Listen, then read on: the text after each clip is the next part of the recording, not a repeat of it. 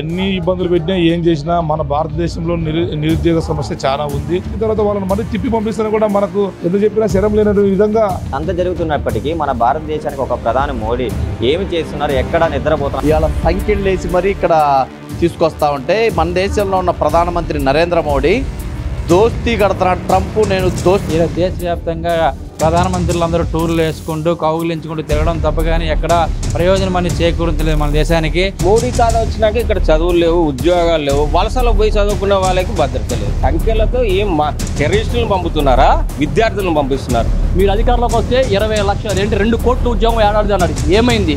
Swiss బ్యాంకులో డబ్బు మొత్తం తీసుకొచ్చేస్తా అని చెప్పి ప్రచారం చేసి ఇక్కడున్న ధనాన్ని అంతా కూడా మాఫీ చేసి ప్రజలందరినీ లైన్లో నుంచో పెట్టి అది చాలన్నట్టు మా అమ్మగారు కూడా లైన్లో నుంచొని మార్చుకున్నారని చెప్పి చెప్పుకున్నాను. నువ్వు ఈ రోజున ఏంటి పరిస్థితి? స్విస్ బ్యాంకు నుంచి ఎంత డబ్బు తీసుకొచ్చావు, ఎంతమంది అకౌంట్లో జీరో అకౌంట్లు పెట్టించావు? ఆ రోజున బ్యాంకులు అందరూ జీరో అకౌంట్లు పెట్టారు. ఎంతమందికి డబ్బులు పంచగలిగావు? ప్రభుత్వాలు ఫెయిల్యూరు. బాగా చదువుకున్నవానికి, బాగా చదివినవానికి ఇక్కడ ఉద్యోగాలు ఉంటే అమెరికా పోవాల్సిన అవసరం లేదు. 2 లక్షల ఉద్యోగాలు ఖాళీగా ఉన్నాయి, వాటిని మేము భర్తీ చేస్తామని ప్రకటించింది. ఈ రోజు ప్రకటించి ఈ రోజు కూడా 3-4 సంవత్సరాలు అవుతుంది, కానీ ఇంతవరకు కూడా ఇక్కడ భర్తీ చేయని పరిస్థితి. చదువుకున్న యువత అంతా కూడా ప్రతి ఒక్కరు ఈ రోజున అమెరికా అనేది చాలా ఒక అట్రాక్టివ్ యూత్ అవుతున్నారు. అమెరికా వెళ్ళడం వల్ల అమెరికాలో ప్రస్తుతం ఉన్నటువంటి అధ్యక్షుడు ఎవరుతున్నారో ట్రంప్ తీసుకున్న నిర్ణయాలకు చాలా ఇబ్బంది అయితే పడుతున్నారు. ఆంధ్రప్రదేశ్లో భారతదేశంలో ఉన్నటువంటి తల్లిదండ్రులు ఎవరైతున్నారో తమ బిడ్డలు అక్కడ పడుతున్న కష్టాలకి ఈరోజు చాలా ఇబ్బంది అయితే పడుతున్నారు. దానిలో భాగంగా ఈరోజు భారతదేశంలోని ప్రజలు అమెరికా ఏదైతే చదువుకున్నటువంటి విద్యార్థులు అమెరికాకి ఎందుకు వెళ్ళాలనుకుంటున్నారు, అమెరికా మీద మోజు ఏంటి, డాలర్ కోసం వెళ్తున్నారా, చదువు కోసం వెళ్తున్నారా, లేదంటే భారతదేశంలో చదువుకోవడానికి విద్యా వ్యవస్థలు సరైనది లేక వెళ్తున్నారా, ఉపాధి అవకాశాలు లేక వెళ్తున్నారనేది ప్రజల అభిప్రాయాలు మనం తెలుసుకుందాం. ఎన్ని ఇబ్బందులు పెట్టినా ఏం చేసినా మన భారతదేశంలో నిరుద్యోగ సమస్య చాలా ఉంది. చదువులో రీత్యా కూడా అమెరికాను ఒక కొత్త భూతద్దం లెక్క చూపించడంతో ఈరోజు ఎక్కువ శాతం ఇక్కడ కూడా మన భారతదేశంలో ఉండే ప్రజలు కూడా ఆ విధంగా అలవాటు పడ్డారు. ఒక ఏదో ఫారిన్ చదివితే మంచి ఉద్యోగం, మంచి ఉద్యోగత, ఒక నిబద్ధత ఉంటుందనే ఆశయ సంకల్పంతో ఎక్కువ కూడా చాలామంది కూడా మన భారతదేశంలో చదివించడానికి కూడా ప్రభుత్వం తరఫున లోన్లు, ఎడ్యుకేషన్ లోన్లు తీసుకుని కూడా ఈరోజు వాటిని కట్టకుండా కూడా ఎక్కువ శాతము అమెరికా వంటి దానిలోకి పంపిస్తూనే కూడా అతి విచిత్రమైన విషయం ఏంటంటే ట్రంప్ వచ్చిన తర్వాత వాళ్ళని మళ్ళీ తిప్పి పంపిస్తూనే కూడా మనకు ఏదో మన భాషలో చెప్పినట్టుగా మనకు ఎంత చెప్పినా శరం లేనటువంటి విధంగా ఈరోజు మళ్ళీ కూడా ఇక్కడికి కూడా మనం చూస్తున్నాం.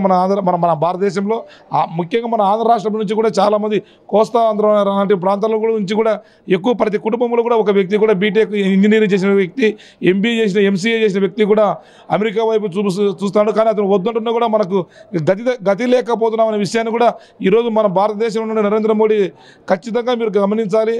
మన భారతదేశం ముందుకు తీసుకెళ్తానని చెప్పేసి మీరు చెప్పడము చాలా బాధాకర విషయం. ఎందుకంటే మేము చదువుతున్న నుంచి కూడా భారతదేశం అభివృద్ధి చెందుతున్న దేశంగా చెప్తున్నారు తప్పితే కానీ ఇంతవరకు అభివృద్ధి చెందిందని చెప్పేసి ఏ నాయకులు చెప్పలేని పరిస్థితి ఏర్పడింది. కాబట్టి ఇప్పటికైనా మీరు గమనించాలి. ఈ నిరుద్యోగతకు అక్కడ పోకుండా మన భారతదేశంలో అన్ని సాఫ్ట్వేర్ అవకాశాలు అన్ని కల్పించే విధంగా మీరు కీలక పాత్ర వహించాలి.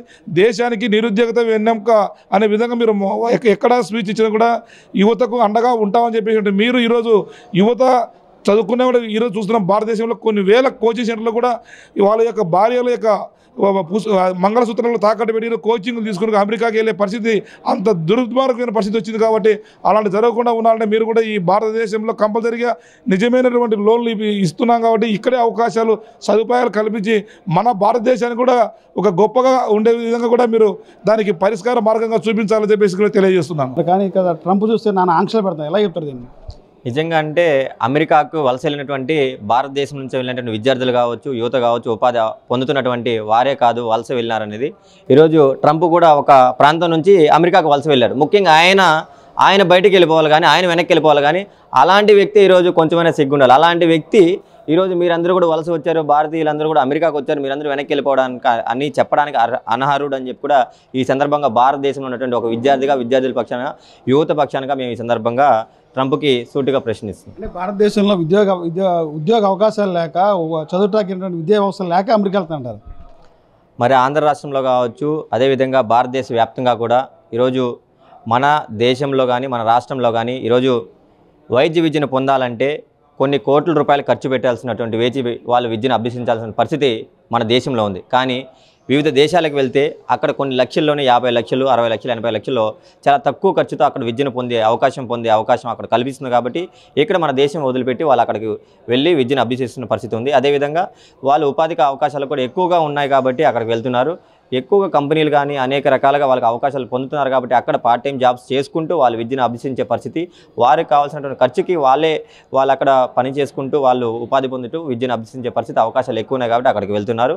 కంపేర్ టు దెన్ అక్కడికి ఇక్కడ మన దేశానికి కంపేర్ చేస్తుంటే ఇక్కడ చాలా అవకాశాలు తక్కువ ఉన్నాయి. విద్యార్థులు ఉన్నత విద్యను పొందాలంటే ఎక్కువ ఖర్చు పెట్టాల్సినటువంటి పరిస్థితి ఉంది. ఉద్యోగ అవకాశాలు పొందాలన్నా కూడా అనేక రకాలుగా వాళ్ళకి అవకాశాలు లేకపోగానే ఈరోజు విదేశాలకు వెళ్తున్న సందర్భం మన భారతదేశంలో కనిపిస్తుంది. మా త్వరలోనేమో మోడీ ఢిల్లీ అమెరికా పర్యటన ఉందని చెప్తారు. తొందరలో వెళ్తున్నారేమో కానీ ఇప్పటివరకు జరుగుతున్నటువంటి ఏదో ఉగ్రవాదులు భారతదేశంలో ఉన్నటువంటి వారిని ఒక ఉగ్రవాదుల్ని ఏ విధంగా అయితే కట్టేసి వాళ్ళని తీసుకెళ్లి తరలించి వారికి శిక్షలు వేస్తారు, అదే పద్ధతిలో కాళ్ళకు చేతులకు సంఖ్యలు వేసి వాళ్ళకి చైన్లు వేసి ఈరోజు తరలించాల్సిన వాళ్ళు వెనక్కి పండించాల్సిన పరిస్థితి అయితే అవసరం లేదు. అయినప్పటికీ అంత జరుగుతున్నప్పటికీ మన భారతదేశానికి ఒక ప్రధాని మోడీ ఏమి చేస్తున్నారు, ఎక్కడ నిద్రపోతున్నారని చెప్పి ఈ సందర్భంగా అడుగుతున్నాం. తొందరలో మేము వెళ్తున్నాం అంటే మరి మీరు వెళ్ళేంతవరకు వాళ్ళు అక్కడ ఏమైపోతారో, ఏం చేస్తున్నారో, మన భారతీయులు మనల్ని వాళ్ళు ఏమవుతున్నారని ఆలోచన చేయకుండా దాని పక్షాన స్పందించకుండా ఇప్పటివరకు ఎక్కడ కూడా ఏ మాట కూడా ఏ హామీ ఇవ్వలేదు. మన భారతీయులు నేను స్వయంగా స్వచ్ఛందంగా వాళ్ళని చాలా సురక్షితంగా తీసుకొని వస్తాను అక్కడ నుంచి అని కూడా ఏమి చెప్పట్లేదు. అక్కడ అంత ఇబ్బంది పెడుతున్నా కూడా అంత అవమానకరం, అది చెప్పాలంటే చాలా అవమానకరం. కాళ్ళకి చేతులకి సంఖ్యలు వేసి తీసుకొని వస్తున్నా ప్రధాని మోడీ స్పందించుకోవడం చాలా అవమానకరం. ఇతను ఉన్నా ఒకటి లేనివన్నా ఒకటి అని చెప్పి, అంటే భారతదేశానికి ఉన్నటువంటి ప్రధాని మోడీ అమెరికా పక్షాన ట్రంప్కి అనుసంధానంగా పనిచేస్తున్నాడా లేకపోతే భారతీయులకి అనుసంధానంగా పీఎంగా ఉంటున్నాడని కూడా తెలియని పరిస్థితిగా ఆయన వ్యవహరిస్తున్నాడు. ట్రంప్ చూస్తేనే నానా ఇబ్బందులు పెడుతున్నారు, ఆంక్షలు పెడుతున్నారు. అంటే భారతదేశంలో ఉద్యోగ అవకాశాలు లేక చదవడానికి ఇన్స్టిట్యూషన్ లేక ఏం చెప్తారు? దేశంలో నిరుద్యోగం మోడీ గవర్నమెంట్ వచ్చిన తర్వాత అత్యంతగా పెరిగిపోవడంతో డాలర్ల మీద మోజుతో నిరుద్యోగ యువత వలస అమెరికా వెళ్తూ ఉంది. ఇప్పుడు ట్రంప్ వచ్చిన తర్వాత అక్కడ పరిస్థితులంతా తారుమారైపోయి తినడానికి తిండి లేక ఉండడానికి గూడు లేని పరిస్థితుల్లో ఇవాళ సంఖ్యలేసి మరీ ఇక్కడ తీసుకొస్తా ఉంటే మన దేశంలో ఉన్న ప్రధానమంత్రి నరేంద్ర మోడీ దోస్తీ కడుతున్నాడు. ట్రంప్ నేను దోస్తీ అంటున్నాడు తప్ప ఆ దోస్తీ ఏందో దేశ నిరుద్యోగుల మీద అక్కడున్న వలస భారతీయుల మీద ఆ ప్రభావం చూపలేకపోతుంది ఆయన దోస్తీ. కాబట్టి ఆ దోస్తీ బయటపడేసి ఆ దోస్తీ తీవ్రంగా పరిగెట్టిస్తాడా లేకపోతే ఆ దోస్తీతో మంచి చేసుకొని అక్కడున్న భారతీయుల్ని అక్కడ ఉండేట్టు ఉద్యోగం చేసుకునేట్టు చేస్తాడా అనేది నరేంద్ర మోడీ ఈ పర్యటనలో తేలుద్దని చెప్పి మేము తెలియజేస్తూ ఉన్నాం. ఖచ్చితంగా ఇక్కడ అన్ఎంప్లాయ్మెంట్ పెరిగిపోతూ ఉంది. ఆ అన్ఎంప్లాయ్మెంట్ పెరిగిపోతూ ఉన్న కారణం ఏంటంటే అదానీ అంబానీలకి ఊడిగం చేయడమే ఈ బీజేపీ ప్రభుత్వం చేస్తూ ఉంది. కాబట్టి ఈ దేశంలో ఉన్నటువంటి 2014లో ఎన్డీఏ గవర్నమెంట్ ఏదైతే హామీలు ఇచ్చిందో ఆ హామీలు నెరవేర్చాలా. సంవత్సరానికి 2 కోట్ల ఉద్యోగాలు ఇస్తానని చెప్పింది. ఆ 2 కోట్ల ఉద్యోగాలు ఇచ్చినట్టయితే ఇక్కడున్న యువత వలసవాదానికి అమెరికా వెళ్ళి అక్కడున్న ఇంత దుర్భర పరిస్థితి జీవించాల్సిన అవసరం ఎక్కడా లేదు కదా. కాబట్టి మోడీ ఈ ప్రత్యామ్నాయంగా అక్కడ ట్రంప్తో ఉన్న దోస్తీలో నుంచి బయటకు వచ్చి వెంటనే భారతీయులకి ఆ సంఖ్యలు ఇదంతా కూడా చేసి ఖచ్చితంగా బయట చేయాలని చెప్పి తెలియజేస్తున్నాం. ట్రంప్ చూస్తే నన్ను ఇబ్బంది పెడుతున్నారు, ఉద్యోగ అవకాశాలు లేక చదువుకోవడానికి ఇన్స్టిట్యూషన్ లేకుండా ఏం చెప్తారు? ఈరోజు దేశంలో 2014లో నరేంద్ర మోడీ అధికారంలోకి వచ్చిన తర్వాత దేశం అభివృద్ధి చెందుతాను, నిరుద్యోగ యువతకి 2 కోట్ల ఉపాధి కల్పిస్తాను, ఎవరు కూడా ఇతర దేశాలు పోవద్దు, మీ అందరికీ ఈ దేశంలో ఉపాధి కల్పిస్తానని చెప్పి నరేంద్ర మోడీ ఈరోజు ఉపాధి కల్పించకపోయేసరికి కూడా 2 కోట్ల నిరుద్యోగ యువతకి 2 కోట్ల ఉద్యోగాలు భర్తీ చేయకుండా ఈరోజు దేశవ్యాప్తంగా ప్రధానమంత్రులందరూ టూర్లు వేసుకుంటూ కౌగిలించుకుంటూ తిరగడం తప్ప కానీ ఎక్కడ ప్రయోజనం అని చేకూరించలేదు మన దేశానికి. నరేంద్ర మోడీ వల్ల జరుగుతున్న అన్యాయం వల్ల ఈరోజు యువత అమెరికా వైపు చూస్తున్నారు. అమెరికా వైపు చూసేసరికి కూడా గత ప్రభుత్వం కంటే ఇప్పుడు వచ్చిన డొనాల్డ్ ట్రంప్ ప్రభుత్వం తెలుగు వాళ్ళు ఎవరైనా ఇక్కడ ఉద్యోగాలు చేస్తే వాళ్ళకి ఇబ్బంది పెడతాము, మా దేశం విడిచిపెట్టి పోవాలి, మీ దేశంలో ఉద్యోగాలు చేసుకోవాలని చెప్తున్నారు. అప్పుడు కూడా నరేంద్ర మోడీ గారు పట్టించుకోకుండా ట్రంప్తో నేను మాట్లాడతాను, రాత్రి మాట్లాడతారు, పొగరు కౌగిలించుకుంటారు, మధ్యాహ్నానికి విడిపోతారు, ఇవన్నీ సహజవనంగా ఉంటాయి. కానీ మన దేశంలో సహజ వనరులు విపరీతంగా ఉన్నాయి, ఇండస్ట్రీలు విపరీతంగా ఉన్నాయి. మన హైటెక్స్ లెవెల్లో కొన్ని సిటీలు అభివృద్ధి చెంది ఉన్నాయి. ఢిల్లీ కానీ, బెంగళూరు కానీ, హైదరాబాద్ కానీ, ఇలాంటి బొంబాయి కానీ, బెంగళూరు కలకత్తా కానీ ఇలాంటి దేశాల్లో ఉద్యోగం చేయడానికి ఉపాధి అవకాశాలు కల్పించడానికి పూర్తి స్థాయిలో ఎన్డీఏ గవర్నమెంట్ పూనుకోవాలని చెప్పి ఎన్డీఏ గవర్నమెంట్కి మేము విజ్ఞప్తి చేస్తున్నాం. అలాగే మన దేశం నుంచి పోయిన తెలుగు వాళ్ళందరూ కూడా అమెరికాలో ఉద్యోగాలు చేస్తున్నారు. వారికి సురక్షిత రక్షణ కల్పించే విధంగా డొనాల్డ్ ట్రంప్తో చర్చలు జరిపించి మన తెలుగు వారికి ఇబ్బంది జరగకుండా ప్రయత్నం చేయాలని చెప్పి కేంద్ర ప్రభుత్వాన్ని మేము కోరుతున్నాం. నా పేరు ట్రంప్ చేసే నిర్ణయాల మీద ఎలా స్పందిస్తారు? పాలక సంఖ్యలు వేయటం, ప్రత్యేక విమానాలు తరలించడం, అలాంటి నిర్ణయాలు ట్రంప్ చేసే నిర్ణయాల పైన మేము పూర్తి స్థాయిలో వ్యతిరేకిస్తున్నాం. ఎందుకంటే గతంలో కాకుండా ఇప్పుడు ట్రంప్ వచ్చి ఇప్పుడు కాదు, గతం ప్రభుత్వంలో ట్రంప్ కూడా పనిచేశాడు 5 సంవత్సరాలు. అంతకుముందు ఒబామా ఉన్నారు, అంతకుముందు వేరే పరిపాలకులు ఉన్నారు. వాళ్ళ టైంలో కూడా భారతీయులు సురక్షితంగానే ఎంప్లాయ్మెంట్ చేసుకొని జీవన గడువు గడిపించారు. ఇప్పుడు ఏం జరుగుతుందంటే కేంద్ర ప్రభుత్వాలు, అమెరికా మన కేంద్ర ప్రభుత్వాలు ఏం చేసుకుంటున్నాయో తెలియదు, కానీ వాళ్ళు ఇబ్బందికి గురి చేయకుండా తెలుగు వాళ్ళు పనిచేస్తున్న అమెరికాలో పనిచేస్తున్న వాళ్ళకి రక్షణ కల్పించాలని చెప్పి కేంద్ర ప్రభుత్వాన్ని అలాగే నరేంద్ర మోడీ గారిని మరొకసారి ఏఐవైఎఫ్ తరపున అలాగే కోరుతున్నాం. మన భారతదేశంలో టెక్నికల్ కోర్స్తో పిలువబడేది అమెరికా దేశంలో ఒక ఇంజనీరింగ్ వర్కర్కి సంబంధించిన ఉద్యోగం. అయితే సరైన ఉద్యోగం, దానికి సంబంధించిన టెక్నికల్ స్కిల్స్ సరిగ్గా మన భారతదేశం లేకపోయినా ఐఐటి, బిట్స్ బిలాన్ లాంటి సంస్థలున్నా అక్కడ వీళ్ళకి అడ్మిషన్ దొరక్క వాళ్ళు డబ్బులు పెట్టుకొని వాళ్ళని చదువుకోవడానికి అమెరికాకి వెళ్తారు. అమెరికాలో చాలామంది ఫేక్ యూనివర్సిటీలో తక్కువ వీళ్ళకి అడ్మిషన్స్కి తక్కువ ఫీజుతో వాళ్ళని అడ్మిట్ చేసుకున్న తర్వాత 3 నెలల్లో 3 సంవత్సరాలు లేకపోతే 2 సంవత్సరాల పరిమితి ఉండే ఆ యూనివర్సిటీకి దాన్ని రెన్యూవల్ చేసుకోవడంలో ఆ ప్రభుత్వం జాప్యం చేస్తుంది. ఈ జాప్యం చేసిన కాలంలో వాళ్ళకి సంబంధించిన అమౌంట్ కట్టించుకున్న తర్వాత వీళ్ళ మీద ఆంక్షలు పెడతారు. వీళ్ళు ఆంక్షలు పెట్టిన తర్వాత చదువుకోవాలి, మరి వేరే యూనివర్సిటీ చూసుకునే లోపల వాళ్ళు పార్ట్ టైం జాబ్గా ఎక్కడో చోట పని చేస్తూ ఉంటారు. దానికి ఎగ్జామ్షన్స్ ఉంటుంది. యూనివర్సిటీ చూసుకుంటారని చెప్పి వేరే యూనివర్సిటీ చూసుకునేంత వరకు అమెరికా ప్రభుత్వం వాళ్ళకి అవకాశం కల్పిస్తుంది. దానికి ప్రత్యేకంగా మీరు ఏదో ఒక కోర్స్ నేర్చుకోవాలనేసి కూడా చెప్పడం జరుగుతుంది. అయితే ఈ నామ్స్ ప్రకారం ఏదైతుందంటే ఇప్పుడు డొనాల్డ్ ట్రంప్ వచ్చిన తర్వాత తన వీరత్వం చూపించాలి, భారతదేశాన్ని ఫోకస్ చేస్తే మిగతా నిరుద్యోగులపైన కూడా ఆంక్షలు ఉంటుందని భయభ్రాంతులు గురి చేసి పక్క దేశాల వాళ్ళకు కూడా భయభ్రాంతులు గురి చేసి అండర్ పెట్టుకోవాలని, ఈ సప్రెషన్ చేసుకోవాలని. ఈరోజు మోడీ గారు, మా తాతగారు గాంధీ తాత తర్వాత పెద్ద తాత మాకు మోడీ తాత వచ్చినాక ఇక్కడ చదువులు లేవు, ఉద్యోగాలు లేవు, వలసలో పోయి చదువుకున్న వాళ్ళకి భద్రత లేదు. ట్రంప్ నేనే గెలిపిస్తా అంటున్నాడు. ఏం గెలిపించాడయా? సంఖ్యల్లో పెట్టుకొని వాళ్ళ దేశానికి మనం తరిమి కొడుతుంటే నిరుద్యోగుల్ని నువ్వు కళ్ళు అప్పుకొని చూస్తున్నావా? మణిపూర్ లాగా అమెరికా కూడా ఈ నిరుద్యోగుల సమస్యలు, అక్కడ ఉండే ప్రాంతాల్లో ఉండే వాళ్ళ అవస్థలు ఎన్నో.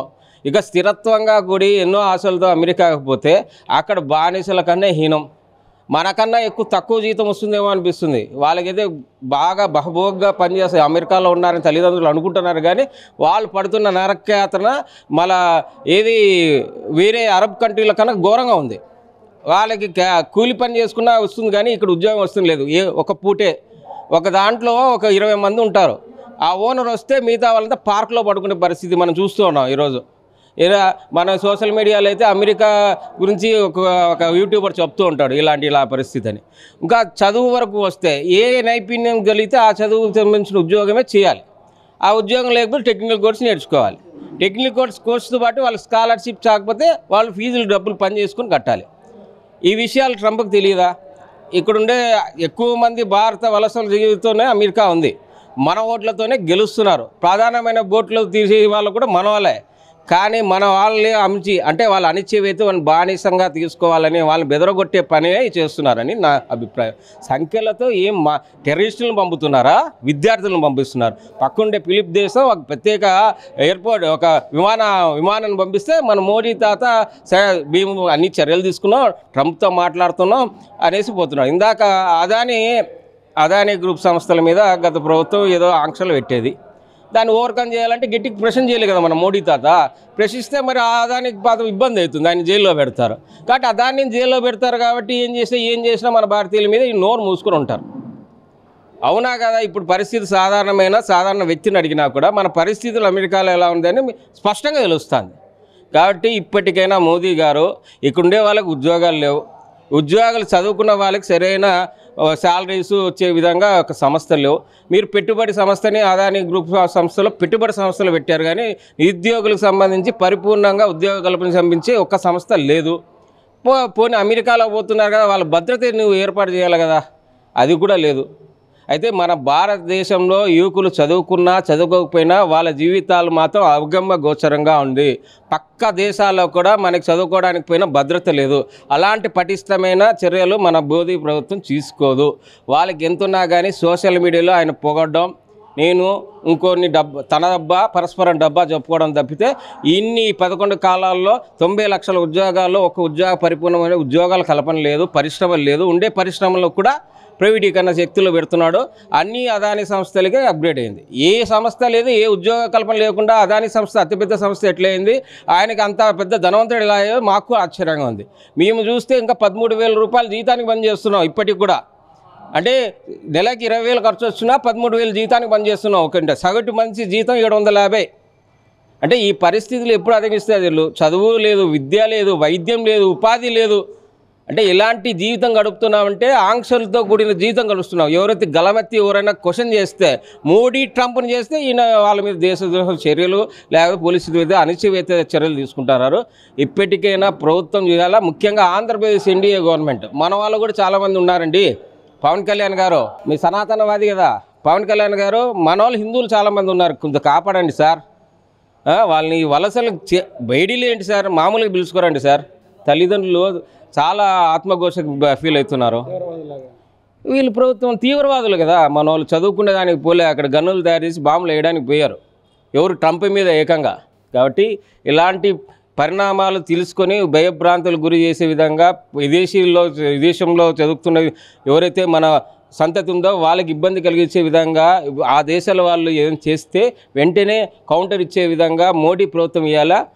ఇవ్వకపోతే మనకు సంబంధించిన ఇతర దేశాల్లో ఉండే విద్యార్థులకు మనకు సంబంధించిన పిల్లలకు భద్రత లేదు. కాబట్టి ఈ గవర్నమెంట్ తిరిగి ఆలోచించి భద్రతా నిపంగా వాళ్ళకి ఇబ్బంది లేకోకుండా తెచ్చే విధంగా వాళ్ళకి ఏదైతే హక్కులు ఉన్నాయో మానవ హక్కులు ఉల్లంఘన చేస్తారో ఆ మానవ హక్కులు ఐక్యరాజ్య సమితిలో దాన్ని మాట్లాడే విధంగా చర్యలు తీసుకోవాలని మేము డిమాండ్ చేస్తున్నాం. భారతదేశంలో ఇక్కడ మనకు ఉపాధి లేక విద్యా వ్యవస్థ లేక అమెరికా వెళ్తామంటారు, ఎందుకు వెళ్తారు? చెప్పాను కదండి, ఇప్పుడు నైపుణ్యమైన శిక్ష అందరికీ దొరకదు.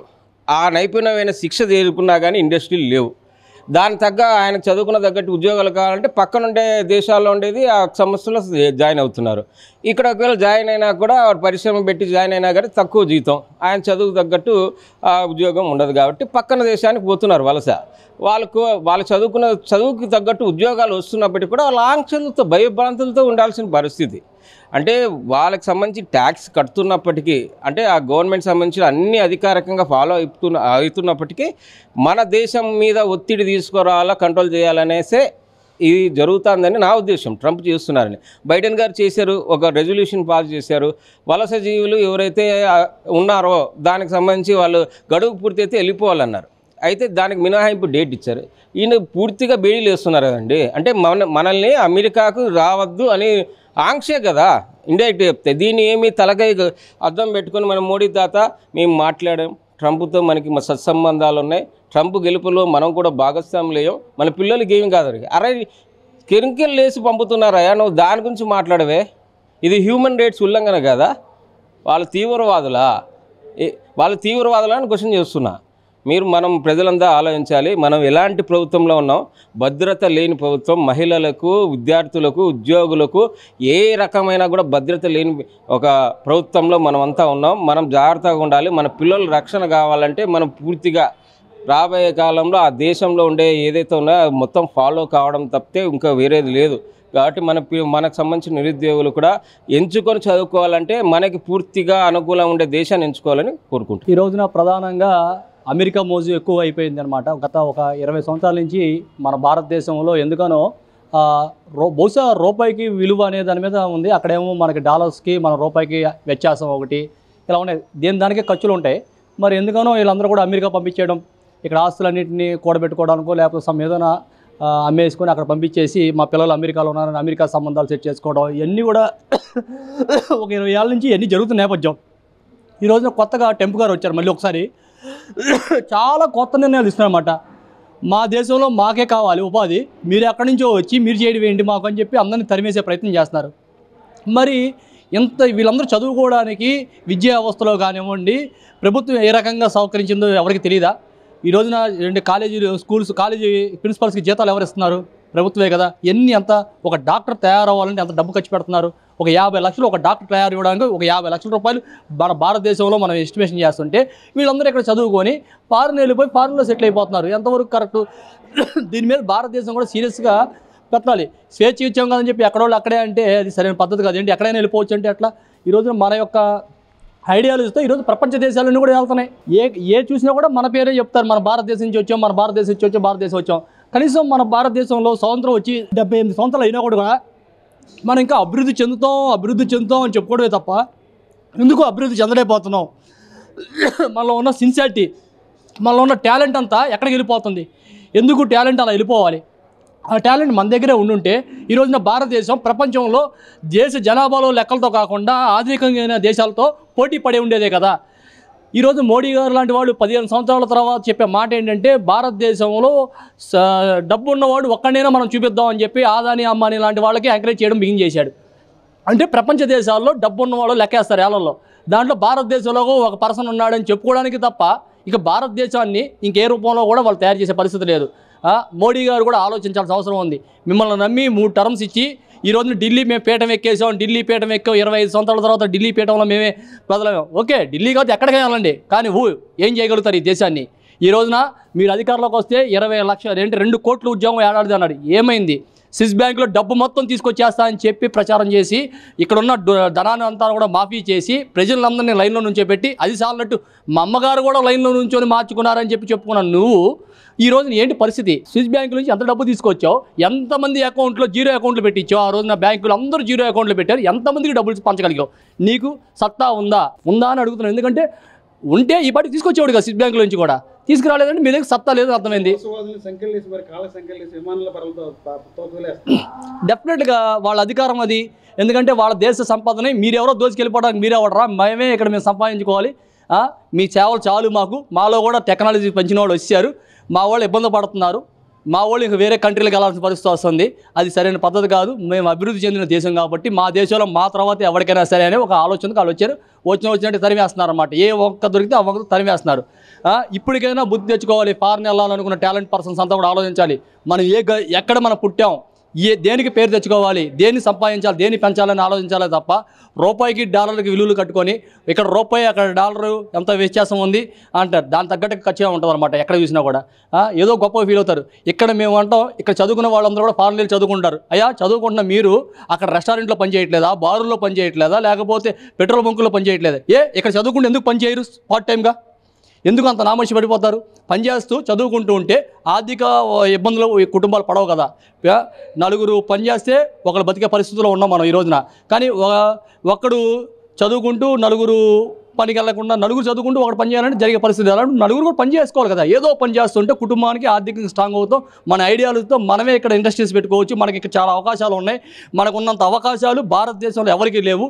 ప్రతిదీ కూడా మనం చూసినట్లయితే ఈరోజు ఆక్సిజన్ ప్రపంచ దేశాలకు అందించింది మనమే. మన కోవిడ్ టైంలో ఆక్సిజన్ అంతా కూడా మనం అందించగలం. విశాఖపట్నం నుంచి ఏదైతే విశాఖపట్నం అమ్మకానికి పెట్టారో అక్కడే తయారైంది చూపించాం అనమాట. అంత గొప్పదనం. మనకున్న సైంటిస్టులు అంత గొప్ప వాళ్ళు ఉన్నారు. ఎక్కడ ఏ చూసినా కూడా గొప్ప వాళ్ళు ఉన్నారు. కానీ రాజకీయ నాయకుల్లో రాజకీయ వ్యత్యాసం లేకపోవడం వల్ల వాళ్ళకి ఎంతసేపు మేము సీట్లో కూర్చోవాలి అనే ఏజెండా, బడాబాబులు ఇచ్చే 40,000 కోట్లు 50,000 కోట్లు ఎన్నికలు ఖర్చు పెట్టుకోవడానికి అధికారమే తప్ప, అధికార దాహమే ఉంది తప్ప మన టాలెంట్ని మన దగ్గరే పెట్టుకొని భారతదేశం కాదు ప్రపంచ దేశాల్లో నంబర్ 1 దేశంగా తీసుకెళ్లాలనే ఆలోచన దేశ ప్రధానమంత్రి మోడీ గారికి లేదు. భవిష్యత్తులో వచ్చేవాళ్ళు కూడా అంటే ఆలోచన లేదు. కాబట్టి ఈరోజు ఇలా ఉంది మన భారతదేశ పరిస్థితి. మేము ఇప్పుడే చెప్తున్నాం, మన భారతదేశ రాజకీయ నాయకులందరూ కూడా ఆలోచించండి, రాజకీయ వ్యవస్థలందరూ కూడా ఆలోచించండి, యువతరాన్ని కాపాడండి. ఎక్కడా లేని యువతరం భారతదేశంలో ఉందనేది అందరికీ సత్యం. 60% మంది జనాభా భారతదేశంలో యువత ఎక్కువ ఉందనేది ప్రపంచం ఒప్పుకున్న సత్యం అది. అలాంటప్పుడు ఇంత యువతరాన్ని ఎవరెవరో దేశాలు సంపాదించుకుపోతున్నారు. మన మీద కూడా వ్యాపారాలు చేస్తున్నారు. ఇక్కడికి వచ్చి కూడా వ్యాపారాలు చేస్తున్నారు. మన సంపద అంతా దోసుకెళ్ళిపోతున్నారు. 200 సంవత్సరాలు బ్రిటిష్ పాలనలో మన సంపదే పోయిందని అందరికీ తెలుసు. ఈ రోజున అదే పరిస్థితుల్లో స్వతంత్రం వచ్చిందనే పేరే కానీ స్వతంత్రం ఎవరు పలాయిస్తున్నారు? ఎవరైనా ఈరోజు ఒక మనిషి మీద లెక్కలు చూస్తే 10 లక్షలు 20 లక్షలు పుట్టబోయే పిల్లలకు కూడా అప్పులు చూపించేంత పరిస్థితికి వచ్చేసిన పరిస్థితి ఎందుకు వచ్చింది? ఈ భారతదేశ రాజకీయ చైతన్యం లేని వ్యక్తులు, అవగాహన లేని వ్యక్తులు పాలన చేయడం వల్ల జరిగిందనేది నష్టం వస్తుంది. ఇప్పటికైనా మారండి అని చెప్పేసి కోరుతున్నాను. ప్రపంచ దేశాలతో ఫైట్ చేయండి. వచ్చేసిన వాళ్ళు బాధపడమని మీ టాలెంట్తో మీ ఐడియాలతో ఈరోజు మీరు ఇక్కడి నుంచే తయారు చేయండి. మనల్ని ప్రపంచమంతా ఆదర్శవంతంగా చూసుకుంటారు అనేది అందరికీ తెలిసిన విషయం. మీరు ఇక్కడ ఉంటే డెఫినెట్గా ఈ రాష్ట్ర ప్రభుత్వాలు కానీ ఈ కేంద్ర ప్రభుత్వాలు కానీ ఆదరించండి. ఖచ్చితంగా వాళ్ళకి కావాల్సిన రిక్రూట్మెంట్స్ అందించండి. బ్యాంక్ లోన్స్ ద్వారా ఇప్పించండి. అనేక మందికి జీవన ఉపాధి ఉపయోగపడే అవకాశాలు ఉంటాయి. కాబట్టి మన దేశాన్ని నంబర్ 1గా తీసుకెళ్ళడానికి ఉపయోగపడుతుంది అని కూడా చెప్తున్నాం. టెంపు చేసిన తప్పు అయినప్పుడు కూడా ఇది మన భారతదేశానికి మంచి జరుగుద్ది. ఈరోజు తాత్కాలిక తప్పు అయినా భవిష్యత్తులో ఎవడైనా అమెరికా వెళ్ళాలంటే ఒరే అమెరికా వెళ్ళడం కన్నా మనం ఉన్న ఆస్తులు కాపాడుకుంటే బాగుంటుంది అనేది ఒక ఆలోచన, ప్లస్ మనం ఉన్న ప్రాంతాన్ని బాగు చేసుకుంటే బాగుంటుంది అనే ఒక ఆలోచన బాగుంటుంది అనేది నా అభిప్రాయం. డెఫినెట్గా టెంప్ట్ చేసిన అన్యాయమైనప్పుడు కూడా మన భారతదేశం ఎదుగుదలకి ఇప్పటికైనా కళ్ళు తెరిచి మన ప్రపంచంలో మన దేశాన్ని నంబర్ 1 స్థానంలో జనాభాలో కాదు ఆర్థిక వనరుల్లో మనం చూపించాల్సిన అవసరం ఉంది. రూపాయి డాలర్తో ఏ రకంగా వ్యత్యాసం ఉందో మన రూపాయికి డాలర్ ఆ స్థాయిలో తీసుకెళ్లే విధంగా మన విలువలతో కూడిన వ్యక్తిత్వం కూడిన ఉంటే బాగుంటుందని చెప్పేసి మేము మోడీ గారిని దేశ ప్రభుత్వాన్ని కూడా కోరుతున్నాం. రాష్ట్ర ప్రభుత్వాన్ని కూడా ఇప్పటికైనా మన వాళ్ళందరికీ అలాంటి అవకాశాలు కల్పించండి. మనకు అమరావతి రాజధాని ఉంది కాబట్టి రాజధాని స్థలం చాలా ఉన్నాయి కాబట్టి అలాంటి స్థలాల్లో వీళ్ళందరినీ కూడా కేకేసుకొచ్చి ఇండస్ట్రీలో పెట్టించే ప్రయత్నం చేపిస్తే డెఫినెట్గా ఇక్కడ జీవనోపాధి చూపించే అవకాశం ఉంటుందని కూడా మీడియా ద్వారా ప్రభుత్వాన్ని కోరుతున్నాం. ఈరోజు ఆంధ్రప్రదేశ్తో పాటు ఇతర రాష్ట్రాల నుంచి కూడా ఎక్కువ మంది లక్షలాది మంది ఈరోజు ఇతర రాష్ట్రాలకు లేకపోతే ఇతర దేశాలకు వలసలు వెళ్తూ ఉన్నారు. పెద్ద పెద్ద చదువులు చదివిన తర్వాత ఉద్యోగ అవకాశాలు లేకపోవడం, పరిశ్రమలు లేకపోవడమే. ఉండే పరిశ్రమలు ఎవరైతే ఉన్నాయో ఆ సామాజిక వర్గానికి సంబంధించినటువంటి బంధువులు కానీ లేకపోతే ఇతరుల రికమెండేషన్తోనే ఈరోజు అక్కడ ఉద్యోగాల అవకాశాలు వస్తూ ఉన్నాయి. ప్రైవేట్ రంగంలో ఏదైతే రిజర్వేషన్ అమలైతే అప్పుడు అందరికీ ఉద్యోగ అవకాశాలు వస్తాయి. కాబట్టి ఈరోజు అక్కడికి వెళ్ళిన తర్వాత అమెరికాలో ప్రభుత్వం మారిన తర్వాత ఈరోజు అనేక ఇబ్బందులు పెట్టి చదువు కోసం వెళ్ళినటువంటి వాళ్ళు అక్కడ క్యాంపస్లోనే ఉద్యోగం చేసుకోవాలా, బయట ఉద్యోగం చేస్తే కుదరదని చెప్పి ట్రంప్ అనేక విధాలుగా ఆంక్షలు విధించి ఈరోజు అందరినీ బేడీలు వేసి కూడా ఈరోజు వెనక్కి పంపించేటువంటి పరిస్థితి కనబడతా ఉంది. ఇది చాలా దారుణం. పోయినటువంటి వాళ్ళు కూడా గమనించాలి. అక్కడికి వెళ్ళిన తర్వాత కుటుంబం తల్లిదండ్రులు కూడా ఏదో అక్కడ మంచి ఉద్యోగం కోసం అని చెప్పి చెప్తా ఉన్నారు. అది అట్లాంటి ఆలోచన మంచిదే, కానీ అక్కడ వెళ్ళిన తర్వాత ఆయనకి ఇబ్బందులు పడి సమస్యలతో ఇంటికి ఇక్కడ కుటుంబాలు కూడా సఫర్ అయ్యేటువంటి పరిస్థితి ఉంది. దీన్ని కూడా మన రాష్ట్ర ప్రభుత్వం లేకపోతే కేంద్ర ప్రభుత్వం కూడా గమనించి సంప్రదింపులు చేసి సత్సంబాలతో ఉద్యోగ అవకాశాలు కొనసాగించేటట్టు చూడాలా. ఈ ప్రాంతం డెవలప్ చేసి అట్లాంటి ఇబ్బందులు ఉండవు. కాబట్టి ఇక్కడ కూడా పెద్ద పెద్ద విద్యా సంస్థలు కానీ లేకపోతే కేంద్ర విశ్వవిద్యాలయాలు కానీ లేకపోతే పెద్ద పెద్ద పరిశ్రమలు ఏర్పాటు చేసి ఇక్కడే ఉపాధి అవకాశం దొరుకుతుందని చెప్పి మేము అడుగుతా ఉన్నాం. వెనకబడినటువంటి రాయలసీమ జిల్లాలో లక్షల మంది ఈరోజు కువైట్ సౌదీకి పోతూ ఉన్నారు. అక్కడ అనేక మంది ఇబ్బందులు ఎదుర్కొంటూ ఉన్నారు. ఈ సంవత్సరంలోనే మన నారా లోకేష్ గారు కూడా స్పందించి కొంతమందిని కూడా ఆంధ్రప్రదేశ్ కూడా రప్పించినటువంటి పరిస్థితి కూడా ఉంది. ఉపాధి కోసం పోయి ప్రాణాలు పోగొట్టుకున్నటువంటి పరిస్థితి కూడా ఈరోజు మన ప్రాంతంలో జరుగుతూ ఉంది. ప్రభుత్వాలు ఫెయిల్యూరు. బాగా చదువుకున్నవానికి బాగా చదివినవానికి ఇక్కడ ఉద్యోగాలు ఉంటే అమెరికా పోవాల్సిన అవసరం లేదు. బాగా చదివి ఇక్కడ అన్నీ నేర్చుకొని అమెరికాకు పోతారంటే ఇక్కడ సరైన వాళ్ళ మేధాశక్తికి లేకపోతే వాళ్ళ టాలెంట్కు లేకపోతే వాళ్ళ చదివిన చదువుకు ఇక్కడున్న పాలక వర్గాలు కేంద్ర ప్రభుత్వం కానీ రాష్ట్ర ప్రభుత్వం కానీ వాళ్ళకు అవకాశాలు కల్పించడంలా. అట్లాంటి అవకాశాలు ఇక్కడే ఉంటే ఇక్కడే కుటుంబాల దగ్గర ఇక్కడే తన సొంత రాష్ట్రంలో తన సొంత దేశంలో ఇక్కడే ఉద్యోగాలు చేసుకుంటూ ఉండడానికి అవకాశం ఉంటుంది. కాబట్టి అట్లాంటి పరిస్థితి లేదు కాబట్టి ఇతర దేశాలకు అమెరికా కానీ ఇంకా వేరే వేరే అభివృద్ధి చెందిన దేశాలకు వెళ్ళిపోతున్నది యువత అంటే అది పాలక వర్గాల ఫెయిల్యూరు. కాబట్టి పాలక వర్గాలు ప్రత్యేకంగా వారి మీద దృష్టి పెట్టి వాళ్ళ మేధస్సుకు లేకపోతే వాళ్ళ చదివిన చదువులకు వాళ్ళ టాలెంట్కు ఇక్కడ టెక్నికల్గా కానీ లేకపోతే ఐటీ రంగం కానీ ఏదైతే వాళ్ళకు అవకాశం ఉందో వాటికి సంబంధించిన ఉద్యోగాలు ఇక్కడ సృష్టించడమో లేకపోతే వాళ్ళకి సంబంధించిన పరిశ్రమలు పెట్టడమో అట్లా ఏదైనా అభివృద్ధి చేసింటే ఆ యువత పోకుండా ఇక్కడ ఉంటుంది. కాబట్టి ఇది పూర్తిగా పాలక వర్గాల ఫెయిల్యూర్. ఈ రోజున ప్రధానంగా భారతదేశంలో విద్యార్థులకు విద్య పరంగా కానీ ఉపాధి పరంగా కానీ చాలా వెనకబాటు పడుతున్నటువంటి పరిస్థితి. ఈ రోజున ఉన్నత చదువులు చదవాలనేటువంటి ఒక ఉద్దేశంతో ఈ రోజున అమెరికా ఇలాంటి పెద్ద పెద్ద విదేశాలకు వెళ్తున్నటువంటి పరిస్థితి. ఓ రకంగా ఇక్కడ ఉపాధి చేసుకున్నా కూడా సరిపోయేంత ఆర్థిక పరిస్థితి ఉండకపోవడం వల్ల అక్కడ మెరుగ్గా మన రూపాయి కంటే ఎక్కువ మెరుగ్గా ఉందనే ఉద్దేశంతో డాలర్ వాల్యూ అని చెప్పి అక్కడ కొంతమంది పడిపోతా ఉన్నటువంటి పరిస్థితి. ఈ రోజున ప్రధానంగా భారతదేశం చూసినట్లయితే ఈ రోజున బీజేపీ ప్రభుత్వం అధికారంలో ఉంది. బీజేపీ ప్రభుత్వం ఇప్పుడే కాదు గతంలో కూడా అధికారంలో ఉంది. కానీ ఈ రోజున సంవత్సరానికి 2 కోట్ల ఉద్యోగాలు ఇస్తానని చెప్పింది. కానీ ఈ రోజున అధికారంలోకి వచ్చి 10 సంవత్సరాల పైన అవుతా ఉంది. కానీ ఈ రోజున ఎక్కడా కూడా ఉద్యోగాలు ఇవ్వనటువంటి పరిస్థితి 10 ఏళ్ళలో. అంతేకాకుండా మొన్న పార్లమెంట్ సమావేశంలో కూడా 2 లక్షల ఉద్యోగాలు ఖాళీగా ఉన్నాయి, వాటిని మేము భర్తీ చేస్తామని ప్రకటించింది. ఈ రోజు ప్రకటించి ఈ రోజుకి కూడా 3-4 సంవత్సరాలు అవుతుంది. కానీ ఇంతవరకు కూడా ఇక్కడ భర్తీ చేయని పరిస్థితి. ఈ రోజున భారతదేశంలో ఎక్కువగా యువత ఉద్యోగాల కోసం చూస్తున్నట్టు పరిస్థితి. ఒక పక్కనే రాష్ట్రంలో ప్రభుత్వాన్ని ఉద్యోగ అవకాశాలు కల్పించలేని పరిస్థితి. గత ప్రభుత్వం 2,30,30,000 ఉద్యోగాలు రాష్ట్రంలో పెండింగ్లో ఉన్నాయని చెప్పి పెద్ద ఎత్తున పోరాటం చేశాం. ఈ రోజు కూడా ప్రభుత్వ అధికారంలోకి వచ్చింది. ఈ రోజున వాటికి సంబంధించి కూడా ఇంతవరకు భర్తీ గురించి కూడా వాళ్ళు కూడా పెట్టాలి. మరి ఈ రోజున భారతదేశంలో కానీ రాష్ట్రాల్లో కూడా ఈ రోజున ఈ విధంగా ఉపాధి అవకాశాలు లేకుండా ఉంటే ఈ రోజున ఎక్కువ మంది యువత ఇటు వరకు పెడతారు. కాబట్టి అంతిమంగా వాళ్ళు ఏం చేస్తా ఉన్నారు, రూపాయి కంటే ఎక్కువ సంపాదించుకునే ఉద్దేశంతో విదేశాల్లో పరిగెడతా ఉన్నప్పుడు ఇక ఒక పక్కన విదేశాల్లో చూస్తున్న పరిస్థితి ఏంటి, ట్రంప్ భారతీయుల్ని నెట్టివేస్తున్నట్టు పరిస్థితి. ఈ రోజున ఈ రెండు పరిస్థితులు ఇట్లా ఉంటా ఉంటే మరి ఈ రోజున రాష్ట్రంలో కానీ దేశంలో కానీ యువతకి ఏ విధంగా ఉద్యోగ అవకాశాలు వస్తాయని చెప్పి మేము ప్రశ్నిస్తా ఉన్నాం. నువ్వు నిజానికి ఈ రోజున రాష్ట్రంలోనే ఉద్యోగ అవకాశాలు కల్పించినా లేదా దేశంలోనే బీజేపీ ప్రభుత్వం ఉద్యోగ అవకాశాలు కల్పించినా ఈ రోజున అంత దూరం పరిగెత్తే పరిస్థితి ఉండదు. ఈ రోజు సాఫ్ట్వేర్ ఉద్యోగులు కూడా సైతం ఈ రోజున ఇక్కడ మానసిక ఒత్తిళ్లు తట్టుకోలేక అక్కడికి వెళ్తే ఒక రూపాయి సంపాదించుకోవచ్చు, ఉన్న పీరియడ్ లో ఎంతో కొంత దాచుకొని ఇక్కడికి వచ్చేద్దామని ఆలోచనతో చాలా మంది విదేశాలకు పరిగెడుతున్న పరిస్థితి. కాబట్టి మేము ఒకటే డిమాండ్ చేస్తాం, మీరు నిజంగా ఈ రోజున దేశంలో కానీ రాష్ట్రంలో కానీ యువతకు ఎక్కువ ప్రాధాన్యత ఇవ్వాలనుకుంటే వాళ్ళకు ఉద్యోగ అవకాశాలు కల్పించడంలోనూ అదేవిధంగా కంపెనీలు తీసుకొచ్చే విధానం దృష్టి పెడితే ఈ రోజున ఉన్నత దేశాలకు ఎవరు పరిగెత్తరు. చదువు విషయాలకు సంబంధించి కూడా ఇక్కడ చూస్తా ఉంటేనే ఉన్నత ప్రమాణాలు పాటించినటువంటి పరిస్థితి ఉంది విద్యా వ్యవస్థలో. అక్కడైతే ఒక సిస్టమేటిక్ గా ఉంటుంది, వాళ్ళు చదువుకున్నా కూడా తక్షణమే వాడికి 2-3 లక్షలు సంబంధించి కంపేర్ చేసుకుంటే 2-3 లక్షలకు సంబంధించి ఉద్యోగం వస్తూ ఉంది. ఇక్కడ చేసుకుంటా ఉంటే ఇక్కడ ఈ 30,000కి 20,000కి లేదా ఉద్యోగాలు దొరక ఇప్పుడు కూడా సెల్ పాయింట్లలోనూ లేదా జొమాటోలో స్విగ్గీలో ఇలా ఏ రంగంలో ఆ రంగంలో అడ్జస్ట్ అయిపోయే పరిస్థితుంది. కాబట్టి ఈ యొక్క ఉద్యోగాలు వాళ్ళ ఫ్యామిలీ మెయింటైన్ చేయడానికి సరిపోవట్లేదు. ఈ రోజున ఎట్లా కదన్నా ఒక యువతకు ఒక ఉద్యోగం చేస్తే ఖచ్చితంగా 30,000 నుండి 50,000 ఖర్చు అయ్యేటువంటి పరిస్థితి ఉంది. ఈ ఖర్చు అయ్యే పరిస్థితి ఉంటే ఏ విధంగా వాడు బతకగలుగుతాడు? అందుకే ఎక్కువ మంది ఇతర రాష్ట్రాలకు కానీ లేదా ఇతర దేశాలకు కానీ వెళ్ళిపోయే పరిస్థితి ఉంది. కాబట్టి ఖచ్చితంగా కూడా మేల్కొనాలి.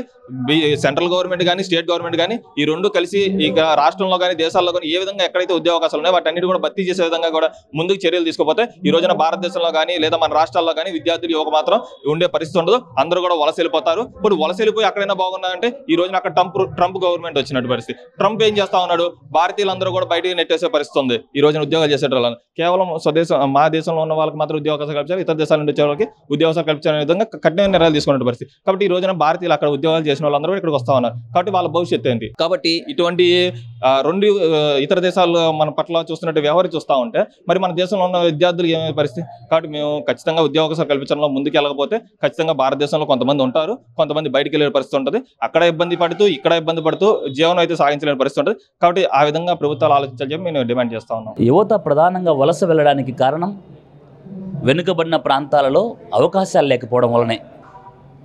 ప్రభుత్వాలు హామీలు ఇస్తూ ఉన్నాయి. ఈరోజు విద్య కోసం అమెరికా వెళ్తూ ఉన్నారు, ఉపాధి కోసం అమెరికాకి వెళ్తూ ఉన్నారు, ఇతర దేశాలకు వెళ్తూ ఉన్నారు.